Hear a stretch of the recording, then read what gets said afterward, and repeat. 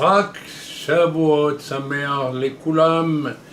Bonne fête de Shavuot à tous, et dans le même élan, puisqu'il y a une coïncidence mais parfaite entre la fête juive de Shavuot et je dirais une autre fête juive puisqu'elle s'est déroulée à Jérusalem et qui est ce qu'on appelle généralement la Pentecôte.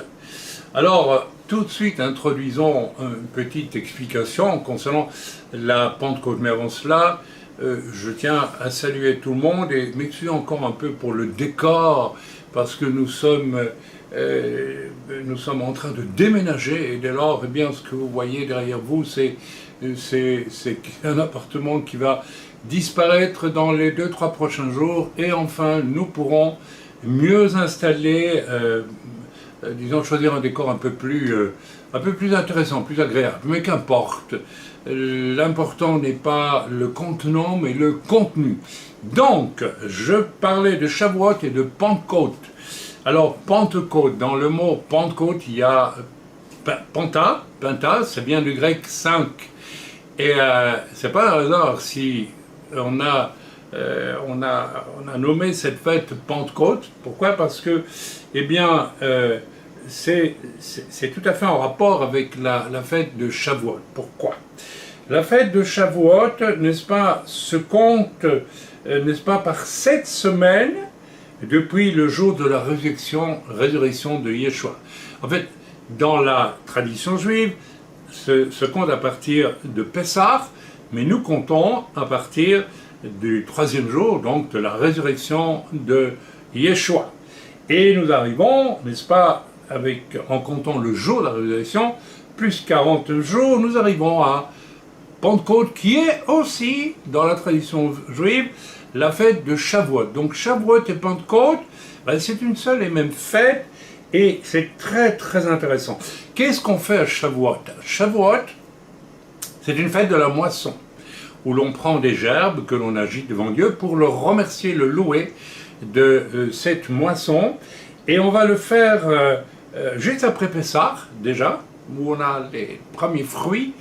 Et bien sûr, pour nous qui suivons la messianité de Yeshua, le premier fruit, et je pense que d'autres commentateurs sont d'accord avec moi, le premier fruit de la moisson universelle qui a commencé au moment où Jésus a donné sa vie pour tout le monde et où il est ressuscité, donc voilà, le premier fruit, eh bien, c'est Jésus lui-même, c'est Yeshua lui-même, le premier fruit.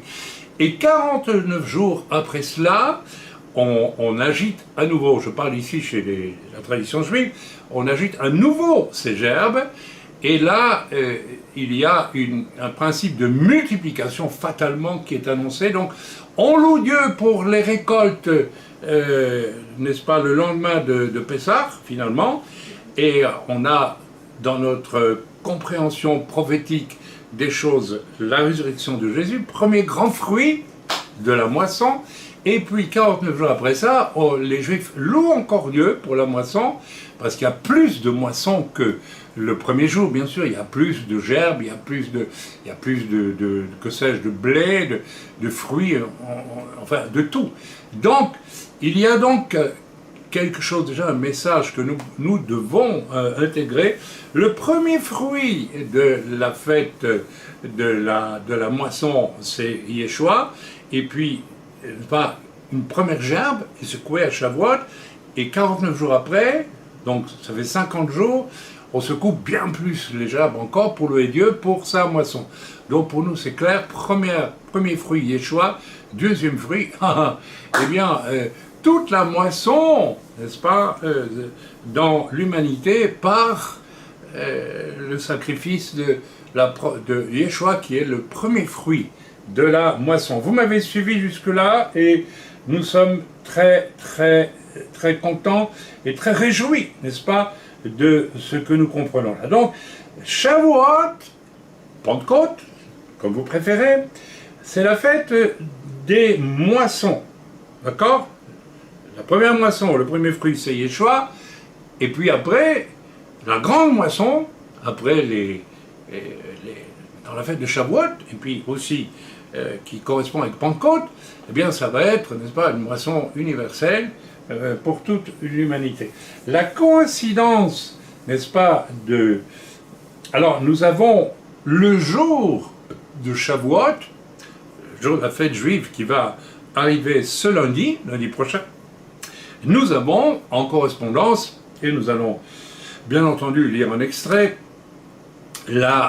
l'effusion du Saint-Esprit, la descente du Saint-Esprit en forme de langue de feu. Les langues de feu étant ici une image de l'onction.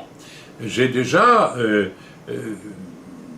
raconté plusieurs fois que lorsque Dieu m'a envoyé pour certains épisodes de réveil, j'ai vu sur ma main, par exemple un jour, je m'en souviendrai toujours jusqu'à la fin de ma vie, une flamme qui m'indiquait, voilà, je te donne une onction particulière pour aller prêcher ce réveil. J'en ai parlé, je pense, Shabbat dernier. Donc, voilà, donc ces langues de feu qui sont descendues séparées chacune, enfin, chacun avait sa langue de feu, c'était une onction qui est descendue. Pourquoi? Ah bien, pour aller annoncer la bonne nouvelle, grâce au consolateur qui a été envoyé par qui? Par Yeshua lui-même. Donc, Yeshua est remonté au ciel, il a dit, je vous enverrai Dieu le Saint-Esprit dans une effusion, de manière à ce que vous puissiez rentrer dans la grande moisson, n'est-ce pas, qui dure depuis 2000 ans maintenant, avec beaucoup de combats, avec beaucoup de souffrances, avec beaucoup d'opposition, mais qui dure malgré tout et qui continuera jusqu'au retour du Seigneur. Et on pourrait presque imaginer qu'elle continuera pendant le millénaire, parce que les gens, je sais pas, découvriront également le salut en Yeshua, les enfants qui naîtront, etc. Donc, mais là, évidemment, il y aura une présence de l'Esprit extraordinaire. En plus, Jésus sera là. Donc, mais n'allons pas jusque-là, restons-en à ce que nous vivons aujourd'hui. Donc, la fête des moissons Shavuot est en coïncidence parfaite avec la visitation de l'Esprit à Pentecôte, et on a compris le sens, et donc le fait que déjà là, nous devons absolument comprendre que si Dieu a répandu son esprit à Shavuot il y a 2000 ans, c'est vraiment parce qu'il souhaite que cet esprit continue. Il n'y a aucune raison, contrairement à ce qui se passe dans certains milieux où on élimine carrément l'œuvre du Saint-Esprit, des ministères, depuis qui n'auraient été nécessaires que pour les tout premiers temps de l'Église. Personnellement, je ne comprends pas du tout le raisonnement, puisque les dons de l'esprit, et notamment le parler en langue, oui, je vais en parler dans quelques instants, ont été donnés pour nous donner de vivre dans du surnaturel à travers lequel, eh bien, les gens peuvent être attirés par le Seigneur, l'accepter ou le refuser même. C'est exactement la continuité du travail que Yeshua a fait sur la terre. Il a manifesté la puissance de Dieu. Lui, il était rempli de l'esprit, bien sûr, et les gens ont été, surpris, émerveillés, étonnés, bouleversés, surtout les religieux, qui s'opposent finalement à l'Esprit de Dieu en réalité, parce qu'ils veulent générer une espèce de religion passive. Le christianisme passif est celui contre lequel je lutte le plus en ce moment, même parmi nous dans l'œuvre, où je vois qu'il y a une tendance à une espèce de dépendance à l'Église, aux serviteurs qui prêchent, à ceci, à cela, et alors que Dieu nous invite à devenir actifs justement par l'Esprit de Dieu, par le Saint-Esprit, entreprenant.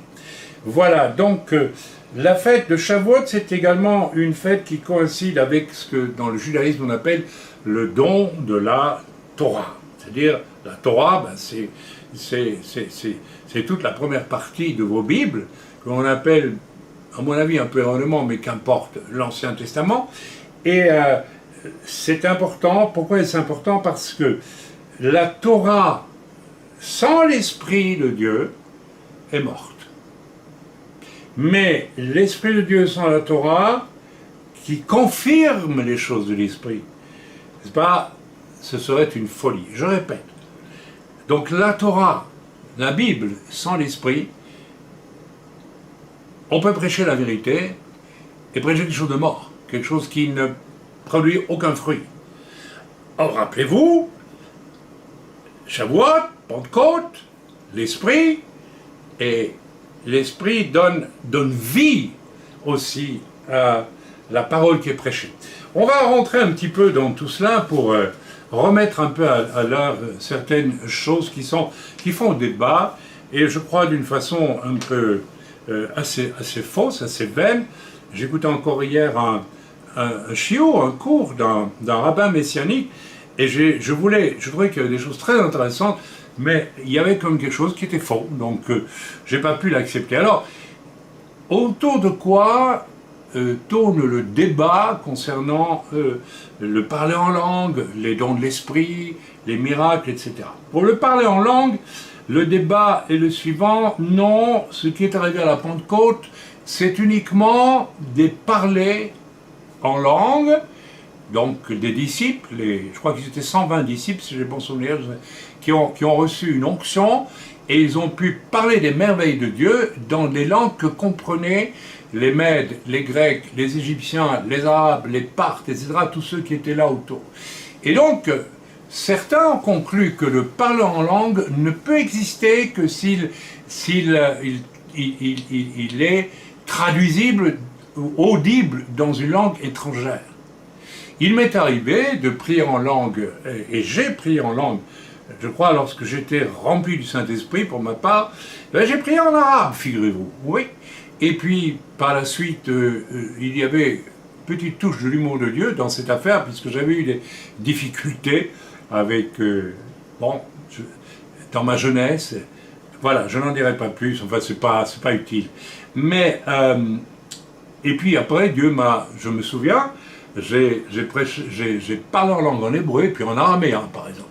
Voilà, ok, donc oui, on peut avoir des parles en langue, qui fait que nous allons parler dans une langue que nous ne connaissons pas et qui va être audible pour quelqu'un qui est présent. Par exemple, n'est-ce pas, témoignage que j'ai entendu il y a 2 jours et que je crois tout à fait véridique, n'est-ce pas, une personne asiatique assistait à une réunion aux États-Unis, je pense, et ne comprenait pas un traître mot de ce qui était prêché en anglais.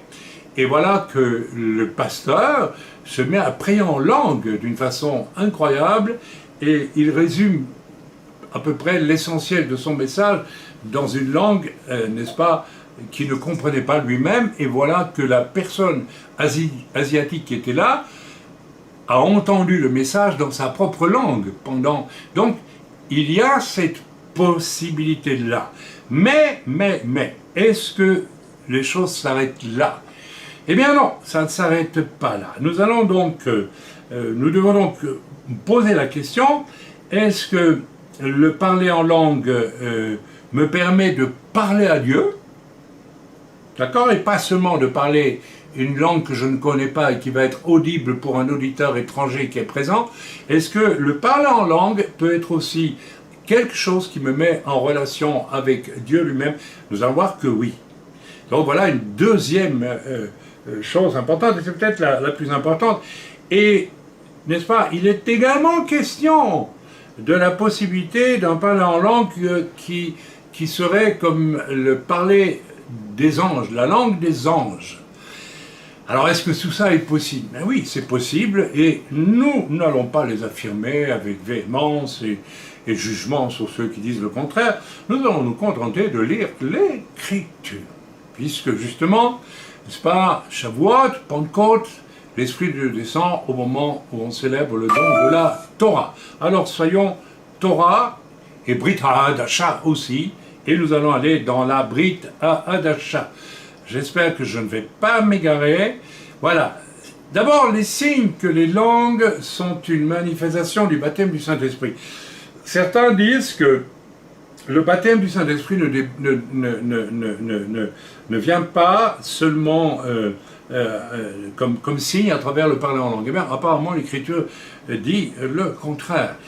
D'ailleurs, je vais vous dire le fond de ma pensée concernant le baptême du Saint-Esprit à la Pentecôte, où des Mèdes, des Arabes, etc., des Grecs, tout ce que vous voulez, des Perses, etc., en fait des Juifs qui étaient là pour la fête de Pentecôte, de Shavuot.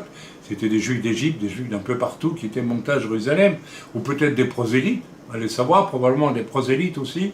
Mais je crois que dans le parler en langue qui a été donné à la Pentecôte, il y avait déjà aussi, il y avait non seulement des parlers audibles pour les auditeurs extérieurs, n'est-ce pas?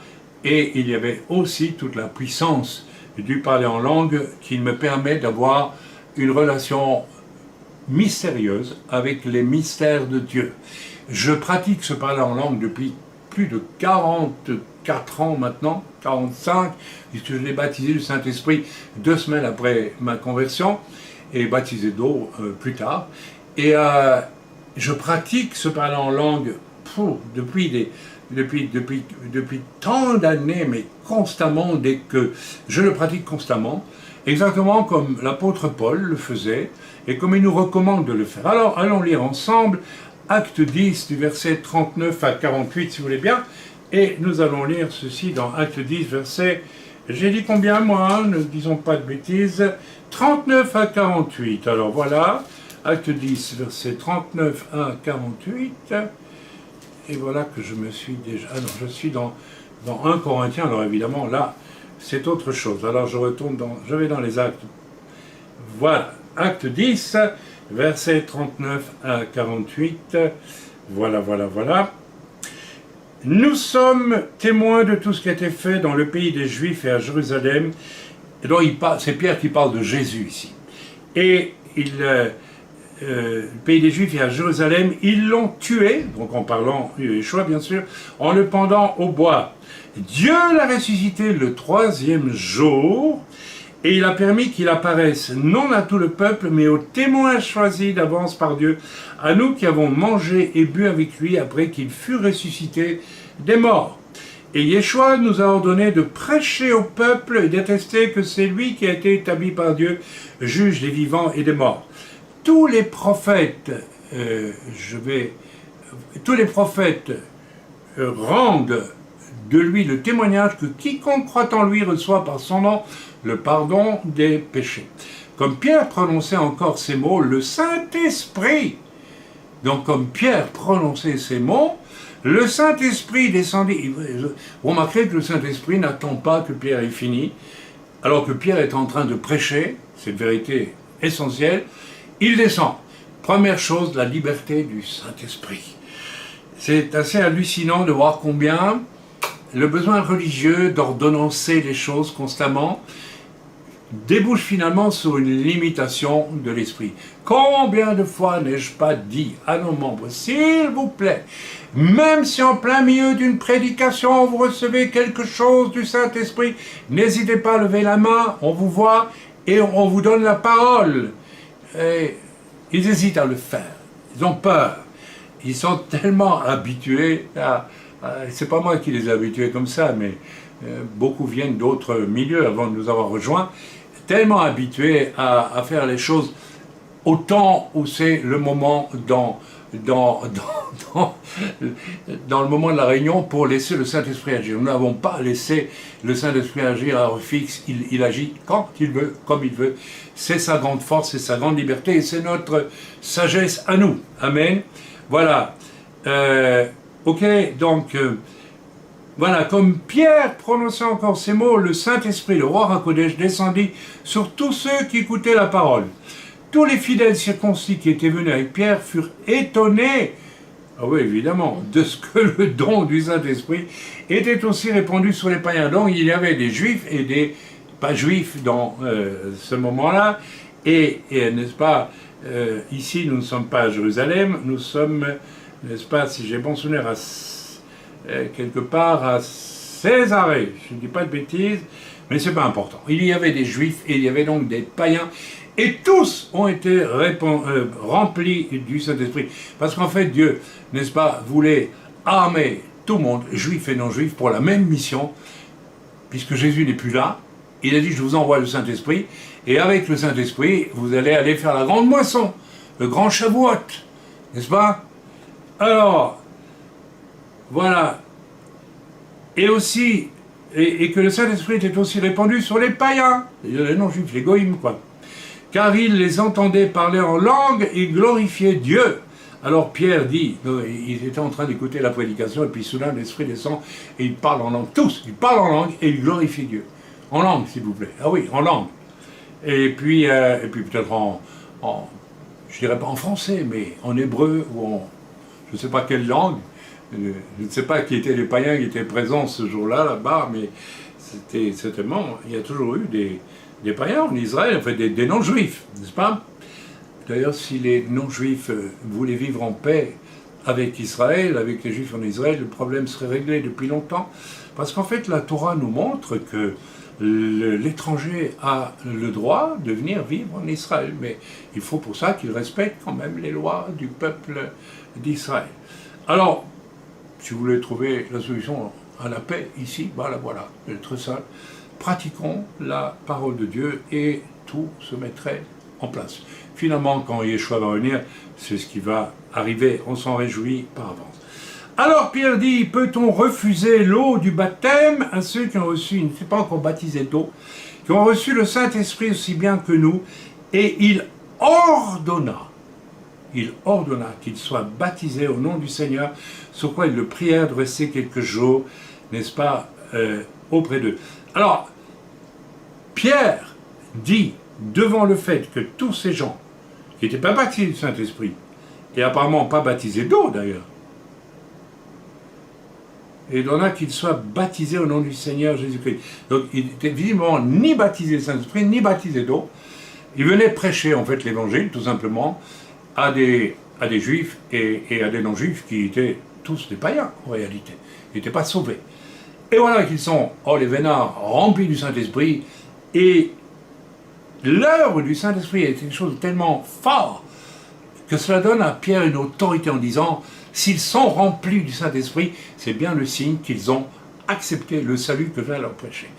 Alors oui, le baptême du Saint-Esprit accompagne, normalement, c'est bien, ça fait débat, mais je crois que là, ça ne peut pas faire débat. L'Écriture est claire, ceux qui sont sauvés. Alors je ne dis pas que toutes les personnes qui ont accepté Jésus, qui ne sont pas baptisées du Saint-Esprit, ne sont pas sauvées. Je ne dis pas cela. Mais je dis que le bon sens, la logique et puis le biblique veut que tous ceux qui sont sauvés, au moins recherchent le baptême du Saint-Esprit, puisque c'est lui qui a été délégué depuis 2000 ans pour nous aider à porter la bonne nouvelle. Comment on apporte la bonne nouvelle aux gens? Eh bien, le modèle biblique, c'est simplement, tu chasses les démons, tu guéris les malades, tu as le discernement des esprits, tu vas en étant rempli de l'esprit, je vous ai cité 3 dons du Saint-Esprit, et grâce à ça, tu peux démontrer le royaume de Dieu devant les hommes qui vont choisir de l'accepter ou de le refuser. En d'autres mots, de se convertir ou de ne pas se convertir. Donc, n'est-ce pas, signe que le baptême dans l'esprit, n'est-ce pas, est une chose essentielle, puisque s'appuyant sur ce baptême dont Pierre est témoin, il dit, ok, on peut les baptiser d'eau tout de suite. Parce qu'en fait, ils ont accepté le message du salut, et ensuite ils ont été directement, pendant que Pierre prêchait le salut, ils ont été convaincus, ils ont dans leur cœur accepté le salut, et l'Esprit de Dieu est descendu sur eux. Et donc, Pierre dit, il n'y a aucune raison là de ne pas les baptiser d'eau immédiatement. C'est formidable quand même. C'est formidable.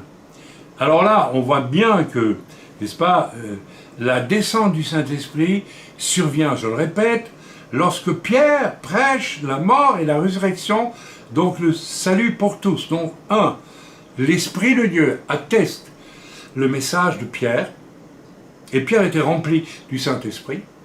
Donc, si nous voulons prêcher l'Évangile sans qu'il soit attesté par l'Esprit à travers nous, il y a un manque. Il y aura un manque. Tout au plus, allons-nous amener des gens qui intellectuellement vont admettre que oui, Jésus sauve, mais vont s'installer dans une espèce de religiosité passive. Retenez ça et observez autour de vous. La passivité des chrétiens est absolument sidérante et n'est absolument pas en connexion avec le désir de Dieu, l'Esprit Saint est ultra dynamique et il nous propose d'aller de l'avant avec 9 dons spirituels qui sont tous des dons de puissance finalement. Amen. Voilà, je ne vais pas m'étaler sur les 9 dons ici, mais je continue. Ok, donc, voilà. Alors, maintenant, est-ce que les hommes, n'est-ce pas, comme en acte, alors, nous allons lire maintenant, nous l'avons lu, n'est-ce pas, que je regarde bien mes notes. Voilà, donc nous avons vu qu'il y a non seulement les langues des hommes qui sont données par la puissance du Saint-Esprit, mais il y a aussi, n'est-ce pas, la nécessité d'être rempli de l'Esprit et que le baptême du Saint-Esprit avec le parler en langue va apparaître, n'est-ce pas. Alors, lisons maintenant, voilà, donc j'ai dit, est-ce que, un peu plus haut, est-ce que le parler en langue qui permet de faire comprendre ce que l'on prêche à des gens qui ne comprennent pas votre langue, est-il la seule manifestation de l'Esprit? Alors, nous allons voir non, n'est-ce pas, en 1 Corinthiens 12, verset 4 à 11. Je vais dans ma Bible, 1 Corinthiens 12, verset 4, j'espère que je suis clair. Je regarde vers mon auditeur que j'ai là, c'est mon épouse. Voilà, et 12, verset 4 à 11. Nous lisons ensemble depuis le verset. Alors, ici je cite ce que dit l'apôtre Paul, en parlant des dons spirituels. On peut peut-être commencer au verset 1er. Pour ce qui concerne les dons spirituels, je ne veux pas, frères, que vous soyez dans l'ignorance. Alors, c'est déjà une chose. Ok? Je ne veux pas, frères. Paul ne dit pas ici, ne s'adresse pas ici, comme le laissent entendre certaines personnes qui prêchent, n'est-ce pas, que les dons de l'Esprit ont été nécessaires pour les 12 premiers apôtres et n'ont plus été nécessaires après. Paul s'adresse ici, n'est-ce pas, à tous les frères, et pas seulement, il ne s'adresse pas, je ne sais pas moi, aux autres apôtres. D'ailleurs, il est venu après les 12 premiers apôtres, et lui-même un 13e apôtre, en réalité. Donc il est déjà la preuve vivante que les dons de l'Esprit se transmettent, sont toujours, n'est-ce pas, comment veux-je dire, relâchables aujourd'hui, n'est-ce pas, et Paul s'adresse en disant « je ne veux pas frère ». Donc ici, il s'adresse à des nouveaux disciples, n'est-ce pas, et non pas aux 12 premiers apôtres, et ce qui met tout de suite dans la défaite la doctrine qui veut que tout ça s'est arrêté, les dons de l'Esprit, les ministères, tout s'est arrêté, et il suffirait, d'ailleurs dans ces milieux, le seul ministère qui suffit en général, c'est celui de pasteur.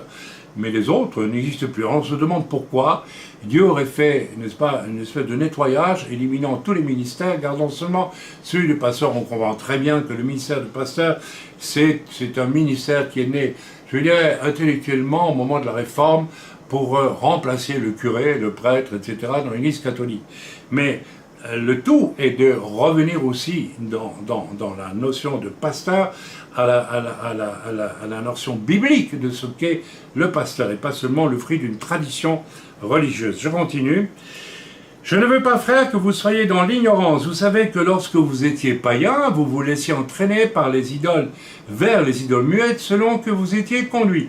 C'est pourquoi je vous déclare que personne, s'il parle par l'Esprit de Dieu, personne, s'il parle par l'Esprit de Dieu, ne dit Jésus est anathème, et que personne ne peut dire Jésus le Seigneur si ce n'est par le Saint-Esprit. En d'autres mots, tout ce que vous manifestez par le Saint-Esprit, Jésus est Seigneur, vous glorifiez Dieu. Il vous est impossible d'être anathème avec l'Esprit de Dieu. Absolument impossible. Ok ? Il y a, Paul continue, diversité de dons, mais le même esprit. Diversité de ministères, mais le même Seigneur. Diversité d'opérations. Ah, j'aime bien ça. Diversité d'opérations. Le Saint-Esprit n'a rien à faire de nos organisations, n'est-ce pas, ni de culte, ni de ministère, ni d'église, ni de dénomination, ni de tout ce qui est humain, et qui est finalement, au fond, du planning religieux. Ok, le Saint-Esprit n'a rien. Et je veux dire, si vous voulez que le Saint-Esprit se tienne à l'écart, allez dans cette direction, évidemment, le Saint-Esprit ne se manifestera pas. Mais là où il y a de l'intelligence spirituelle, on va laisser la primauté au Saint-Esprit et il va agir. Ok? Or, à chacun, la manifestation de l'Esprit est donnée pour l'utilité commune. Donc, nous avons besoin du Saint-Esprit. En effet, à l'un est donné par l'Esprit une parole de sagesse, à un autre une parole de connaissance selon le même Esprit, à un autre la foi par le même Esprit, à un autre le don de guérison par le même Esprit, à un autre le don d'opérer des miracles, à un autre la prophétie, à un autre le discernement d'esprit, à un autre la diversité des langues, à un autre l'interprétation des langues. Alors ça c'est intéressant. Parce que si Dieu parle ici de la diversité des langues et que Dieu ajoute un don pour l'interprétation des langues, ça veut dire quoi? Ça veut dire ici on n'est pas dans ce qui s'est passé selon des commentateurs qui restreignent les choses à la Pentecôte, c'est-à-dire que le don du Saint-Esprit des langues ne sert qu'à parler dans des langues compréhensibles par les étrangers. Autrement, il n'y aurait pas besoin de traduction. Or ici, Paul ajoute, à juste titre, un don d'interprétation, ce qui veut dire qu'en réalité, on peut prier en langue dans l'assemblée ou prier en langue partout où on va, et qu'il est bien qu'il y ait aussi pour les personnes qui n'ont pas l'esprit ou qui entendent prier en langue, qu'il y ait aussi une traduction, c'est-à-dire dans la langue des gens. Bon, je parle français, j'ai parlé en langue au milieu en plein milieu d'un culte, ou au début d'un culte, ou à la fin d'un culte, qu'importe. Et puis, et ça m'arrive si souvent. Et puis, s'il y a quelqu'un dans l'assemblée qui peut traduire, il traduit. Et quand il n'y a personne qui peut traduire, comme j'ai reçu aussi le don d'interprétation, je traduis. Alors je fais ça assez régulièrement pour ceux qui suivent mes cultes, ils l'ont compris. Voilà. Un seul et même esprit opère toutes ces choses, les distribuant chacun en particulier comme il veut. Donc ici, nous avons la démonstration que le parler en langue n'est pas limité à ce que certains disent être le parler en langue de la Pentecôte, du Shavuot. À mon avis, c'était beaucoup plus complet que cela. Maintenant, on peut continuer. Voilà, nous pouvons aller dans 1 Corinthiens 14, verset 2, où l'apôtre Paul, là, nous parle de quelque chose qui est encore plus profond, je dirais, d'une certaine façon. Alors, allons voir ça dans 1 Corinthiens, chapitre 14, verset 2. Et puis, je crois que nous avons bientôt fait le tour de toute la question, finalement. En effet, celui qui parle en langue ne parle pas aux hommes. Ici, Paul dit, pas d'un autre parler en langue que le parler en langue de la Pentecôte dans sa vision restreinte. Parce que là, l'Esprit de Dieu a parlé de manière à ce que les hommes comprennent. Ici, l'apôtre parle d'un parler en langue qui n'est pas destiné à ce que les hommes comprennent. C'est pour ça qu'il faut une traduction. En effet, celui qui parle en langue ne parle pas aux hommes, mais à Dieu, car personne ne le comprend, et c'est un esprit qui dit des mystères. Ici, l'apôtre Paul nous dit, chaque fois que tu pries en langue, tu pénètres dans le secret de Dieu, et tu pries des mystères, tu pries des choses que ton intelligence ne peut absolument pas concevoir. C'est absolument exact. L'apôtre Paul le dit, il l'a vécu, et je peux vous certifier que toute personne vraiment baptisée d'esprit qui prie en langue vit cela, mais dès qu'elle se met à prier en langue. Alors, mais quand est-ce qu'on doit prier en langue? Mais je crois qu'on peut prier en langue à n'importe quel moment du jour ou de la nuit. Il suffit d'avoir sa communion avec Dieu. Il ne faut pas vouloir prier en langue pour prier en langue, mais celui qui a l'Esprit de Dieu et qui est baptisé du Saint-Esprit peut à tout moment va avoir recours au Saint-Esprit en lui et prier en langue, et il va, n'est-ce pas, rentrer dans les mystères de Dieu. Combien de fois n'ai-je pas été confronté à des situations qui me rendaient perplexe? J'ai prié en langue et Dieu m'a tout de suite montré la raison de telle chose, le moyen de gérer telle chose, ce qu'il faut faire, comment il faut prier, etc., etc. Je me souviendrai toute ma vie d'un parler en langue de grande autorité que Dieu m'a donnée. Et dans une maison où on commençait une œuvre missionnaire au fond, qui aurait pu devenir une église de maison, mais là aussi, n'est-ce pas, l'ennemi a œuvré pour... et la personne que j'avais au nom Seigneur en Suisse et que j'aidais à grandir dans le Seigneur, eh bien, m'a un jour dit, oh tu sais c'est embêtant, il y a des gens autour de moi qui m'ont dit du mal de toi, et je ne sais plus que faire, etc. J'ai dit, écoute, c'est très simple, nous allons prier. Et j'ai prié, j'ai demandé au Seigneur l'autorité pour briser ces choses. Et j'ai prié en langue, dans une langue que je discernais être une certaine langue, en usage sur la terre. Et c'était une langue qui avait quelque chose de guerrier, de très puissant. Et en quelques mots, dans ce prière en langue, Dieu m'a dit, et j'ai traduit, maintenant tu arrêtes ces personnes, et puis ça s'est accompli. C'est-à-dire que la personne qui avait été atteinte, un jeune chrétien, par des critiques, des mensonges, des jalousies, etc., n'a plus entendu parler de ces personnes, du jour au lendemain. Donc voilà, c'est une situation parmi, oh là là, tant d'autres que j'ai connues. Donc celui qui prie en langue, n'est-ce pas, prie aussi, n'est-ce pas, rentre dans le cœur de Dieu et a accès au mystère, c'est-à-dire aux choses qu'il ne peut pas comprendre par son intelligence et que Dieu va, n'est-ce pas.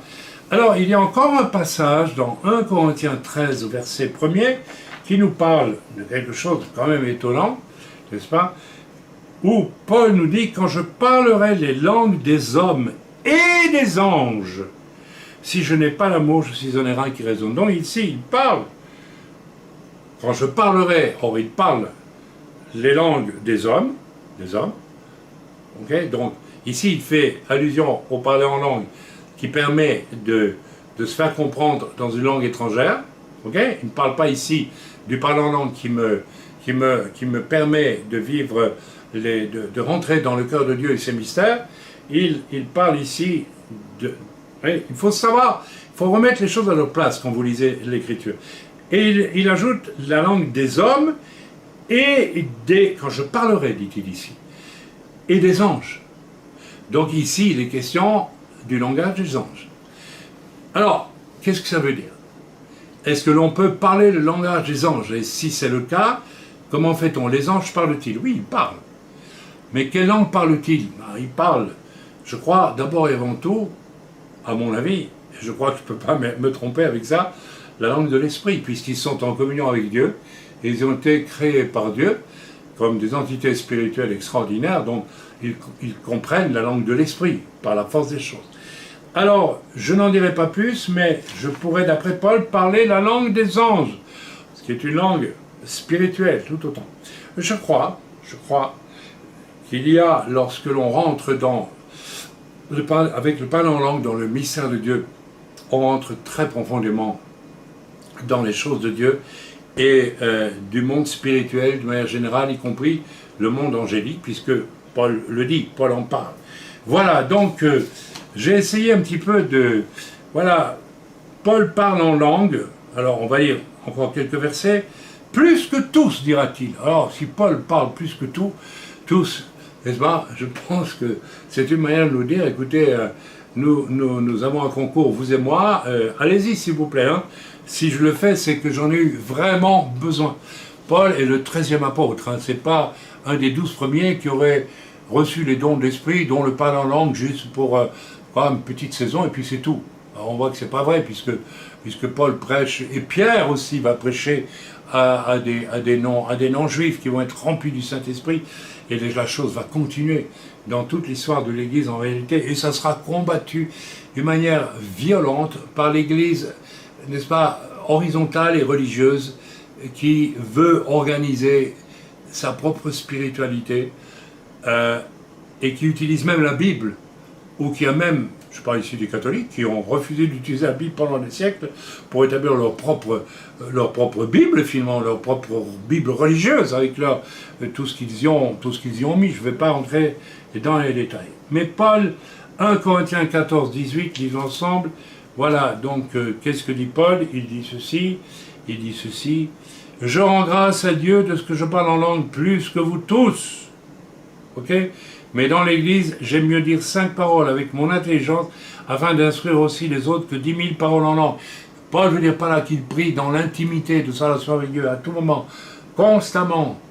Et que dans l'Église, à moins que de donner une prophétie en langue qui devrait être traduite, ok? C'est un don, le parler en langue peut être vécu dans l'Église aussi, mais il doit être accompagné d'un autre don qui est le don de traduction. Nous l'avons lu précédemment. Donc voilà, j'ai négligé de vous parler, mais je pense que ce n'est pas utile ici, n'est-ce pas, du parler en langue, n'est-ce pas? Alors, nous allons quand même y venir en finalité. J'ai oublié de vous lire Acte 2, verset 1 à 11, n'est-ce pas?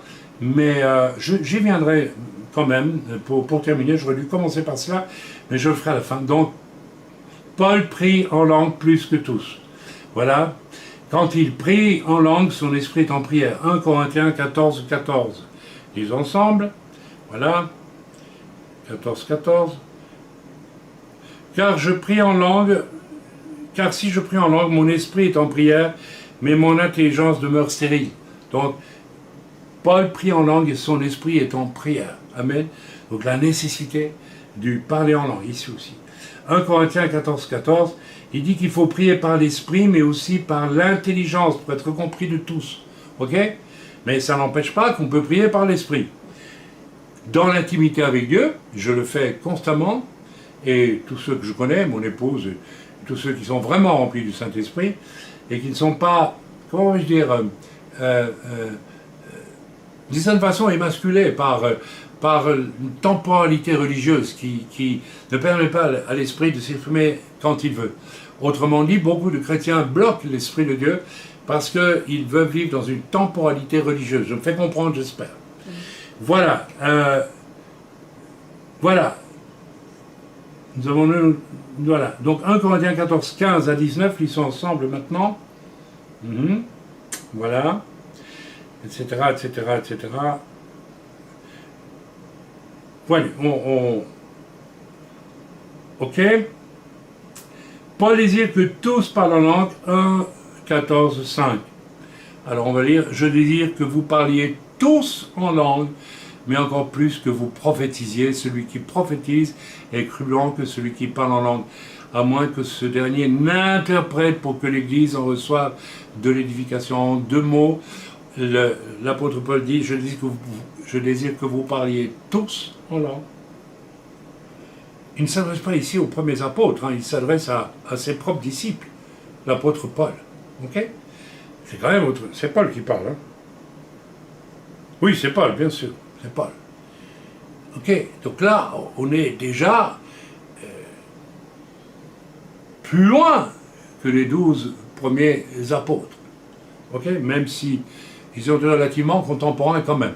Oui, avec Pierre, par exemple, et tous les autres. Mais voilà, je désire que vous parliez tous en langue, mais encore plus que vous prophétisiez. C'est-à-dire que l'apôtre Paul dit, parlez en langue, dans votre intimité, et j'aimerais que vous puissiez parler en langue aussi, prier en langue, dans l'assemblée, en prophétisant, n'est-ce pas?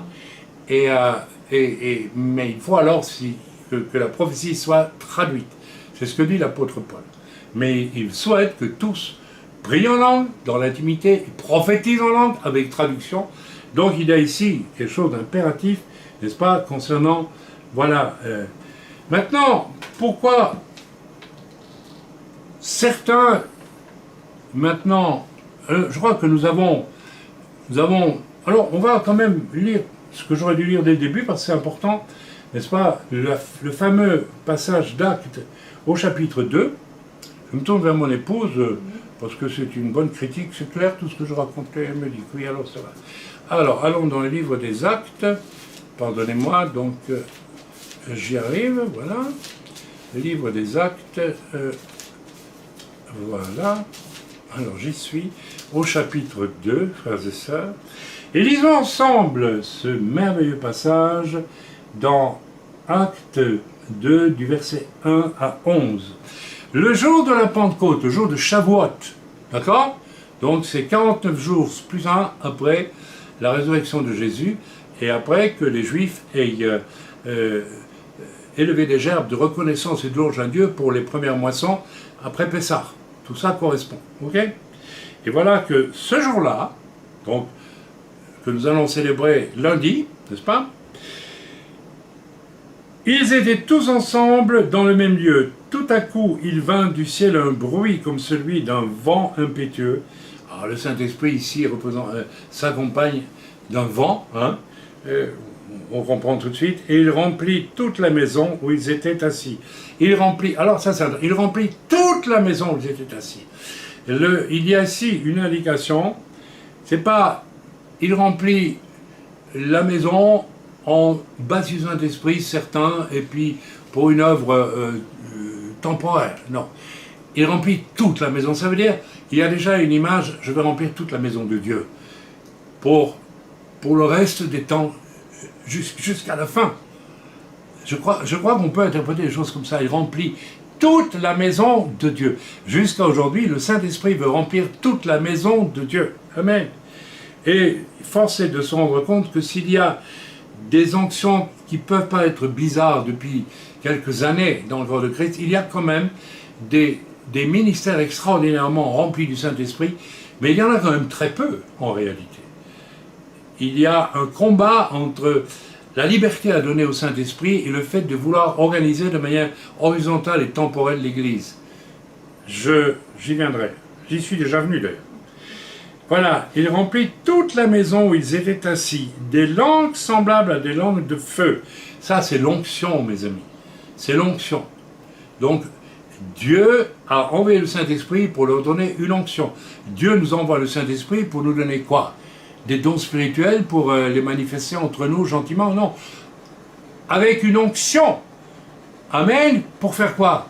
Pour aller vers les païens avec cette onction, pour vivre les 9 dons de l'Esprit, selon qu'on en a reçu 1, 2, 3, 4 ou 9, qu'importe, ou bien 6 ou 7, que sais-je, et manifester la puissance de Dieu, afin d'interpeller les gens, qu'ils se rendent compte qu'en dehors de leur quotidien matériel, il y a autre chose à connaître, et évidemment, cette autre chose va nous amener à leur parler de Jésus-Christ et du salut qu'ils vont accepter ou refuser.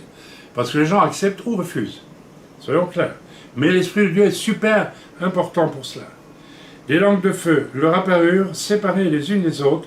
Donc il y a une onction sur chacun, amen, qui doit être donnée aujourd'hui de la même façon. Et se posèrent sur chacun d'eux. Et ils furent tous remplis du Saint-Esprit et se mirent à parler en d'autres langues selon que l'Esprit leur donnait de s'exprimer. Je continue la lecture, donc jusqu'au verset 11. Or il y avait en ces jours à Jérusalem des Juifs, hommes pieux de toutes les nations qui sont sous le ciel. Au bruit qu'eut lieu, la multitude accourut et elle fut confondue parce que chacun les entendait parler dans sa propre langue. Ils étaient tous dans l'étonnement et la surprise et ils se disaient les uns aux autres, « Voici ces gens qui parlent, ne sont-ils pas tous Galiléens ?» Les Galiléens parlaient peut-être même pas l'hébreu, ils parlaient probablement plus l'araméen qu'autre chose. Mais voilà, ils sont Galiléens et comment les entendons-nous dans notre propre langue, chacun dans notre langue maternelle, Parthe, Mède, Élamite. C'est des Juifs qui venaient des 4 coins du Moyen-Orient, n'est-ce pas, à Jérusalem pour la fête de Shavuot. Ceux qui habitent la Mésopotamie, la Judée, la Cappadoce, le Pont, l'Asie, la Phrygie, la Pamphylie, l'Égypte, le territoire de la Libye, voisine de Cyrène, et ceux qui sont venus de Rome, même des Juifs de Rome, Juifs et prosélytes, Crétois et Arabes, comment les entendons-nous parler dans nos langues les merveilles de Dieu? Ils étaient tous dans l'étonnement et ne sachant que penser, ils se disaient les uns aux autres, que veut dire ceci? Ok? Voilà, je vous ai, je crois... Maintenant, pourquoi tous ne parlent-ils pas en langue? Je crois que ce n'est pas un signe, tout d'abord, ni de perdition. Ce n'est pas parce que vous ne parlez pas en langue que vous n'êtes peut-être pas sauvé. Il ne faut pas faire du fait d'être sauvé, si vous parlez en langue, c'est le signe du salut, non. Mais normalement, un salut complet, nous l'avons lu tantôt, lorsque Pierre prêche, n'est-ce pas, dans un endroit où il y a des juifs et des païens, aucun n'était converti, et pendant que Pierre prêche le salut en Jésus-Christ, l'Esprit de Dieu descend, avec une puissance totale. Donc il y a une quasi-nécessité que l'Esprit de Dieu nous visite. Alors pourquoi? Eh bien, certains ont accepté Jésus et ne sont pas remplis du Saint-Esprit.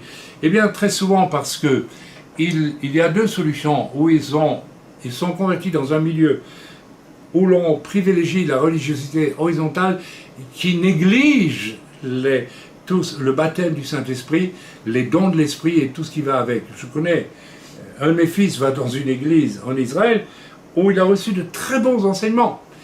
C'est une église qui en réalité est un peu dans l'axe de MacArthur, qui déclare, lui, que les dons de l'Esprit se terminaient, et puis les ministères aussi, et depuis les débuts du temps de l'Église. Ça se justifiait juste pour fortifier l'Église à ses débuts. Alors, c'est complètement faux, bien sûr, et il a une extraordinaire bonne doctrine, mon fils, mais je lui ai demandé un jour, mais est-ce que on t'encourage? Il m'a dit, on ne n'encourage pas et on ne décourage pas, c'est dans mon église, c'est-à-dire qu'on ne parle pas des dons de l'esprit, tout simplement. Donc, résultat, il a une excellente doctrine, mais il lui manque cette dimension de l'esprit. Alors, il y a une autre raison pour laquelle un chrétien ne peut ne pas être rempli de l'esprit, tout simplement parce que, je vais vous dire, au fond, il ne le souhaite pas. Il y a des chrétiens qui sont passifs. La tendance à la passivité est une réalité religieuse. C'est-à-dire que la religiosité peut et est souvent le signe, peut être le signe d'un désir de relation passive. C'est-à-dire, je reçois de Dieu, je reçois des bons enseignements, je fais quelques devoirs à l'église, mais je m'arrête là. Je suis passif. Cette passivité, elle est extrêmement répandue, et je crois qu'elle rejoint, malheureusement, un désir de facilité qui existe dans le cœur de pas mal d'humains, qui préfèrent quelque chose d'horizontal, et, n'est-ce pas, mais non pas de dynamique. Amen. Amen. Il existe dans le cœur de pas mal d'humains une disposition qui n'existe pas et que j'appelle le courage. J'ai écrit un livre qui s'appelle Keila, Ecclésia numéro 2, où j'ai décrit des aventures spirituelles extrêmement engagées sur le plan spirituel, qui ont toutes eu des conséquences radicales dans le réel, dans le concret, à partir de choses reçues dans l'esprit, mais vraiment à un très haut niveau. Je n'ai pas peur de le dire comme cela. Et j'ai été poussé, quand j'ai édité le livre, à ajouter un sous-titre « La foi sans le courage ne peut pas être la foi ». C'est absolument impossible. Je crois que beaucoup de chrétiens passifs veulent s'installer dans un ronron sympathique, dans le salut, sont sauvés, mais ils ne produisent généralement pas. Il faut être honnête ici à ce point. Grand chose comme fruit. Bon, écoutez, le premier fruit, puisque nous en sommes à Shavuot, n'est-ce pas, où on agite la gerbe, n'est-ce pas, des grands fruits pour toute l'humanité, hein, eh bien, je crois que la seule mission que nous avons sur cette terre, en tant que nés de nouveau, c'est de porter nous-mêmes des fruits, d'amener des âmes au salut, vraiment au salut. Je suis heureux, je suis béni parce que j'en ai amené pas mal, dans des croisades, comme on dit, dans des moments de réveil, que ce soit en Afrique, que ce soit en France même, que ce soit en Italie, que ce soit, enfin, dans pas mal d'endroits, en Belgique aussi, et il y a eu des fruits qui n'ont été possibles que parce que j'étais rempli du Saint-Esprit et que je comprenais ce qu'est Shavuot, c'est-à-dire, n'est-ce pas, je lève vers Dieu, et je le fais encore maintenant, des gerbes devant l'Éternel, Éternel notre Dieu. J'élève des gerbes de reconnaissance que je célèbre devant toi. Imaginez une énorme gerbe de blé devant, et puis je la secoue devant Dieu en disant, ô Éternel, voilà au moins 10 000 âmes encore à sauver. Et je fête cette fête de Shavuot, Pentecôte, rempli de l'esprit pour dire, allez Seigneur, je suis toujours vivant sur cette terre, et j'espère que de ce Shavuot jusqu'au prochain Shavuot, si tu ne viens pas chercher l'église avant, parce que la moisson serait suffisante à tes yeux, elle dure depuis 2000 ans, hein. Et je suis persuadé que si nous avions été bien plus souvent remplis de l'esprit dans l'histoire de l'église, tous, au lieu de freiner l'église par cette espèce de religiosité horizontale, confortable et tranquille, eh bien peut-être qu'il y a longtemps que le Seigneur serait venu déjà chercher son église triomphante. Soyez bénis, bonne fête de Shavuot, Pentecôte à tous. Et si vous n'êtes pas remplis du Saint-Esprit, eh bien je vais prier maintenant au nom de Yeshua, le Fils de Dieu. Seigneur Yeshua, en ton nom je prie. Je prie. Tu nous as dit que tu remontais auprès du Père, mais que tu nous enverrais le roi HaKodesh, le Saint-Esprit, afin que nous soyons équipés de pied ton cap, parfaitement équipés, par la visitation de ton esprit, par la répartition de 9 dons dans nos vies, tantôt comme ceci, tantôt comme cela. Les 9 dons de l'esprit, les 9 dons de l'esprit, le parler en langue, l'interprétation de la prophétie, le don de miracle, le don de guérison, le don de foi, le don de discernement de l'esprit, la parole de sagesse. Je crois que j'ai dit tout. Si j'en ai oublié l'un ou l'autre, pardonnez-moi. Mais Père, tu nous as promis cela, ton Fils Jésus nous a promis cela. Alors, en cette fête de Shavuot qui vient, je te prie, fais descendre ton esprit sur tous ceux qui entendront. Que ceux qui sont remplis du Saint-Esprit reçoivent encore plus en matière de dons. Seigneur, des dons de guérison, de miracles, des dons de discernement des esprits, des paroles de sagesse, des paroles de connaissance, le don de foi, le grand don de foi. C'est ce qui manque généralement à la plupart des chrétiens.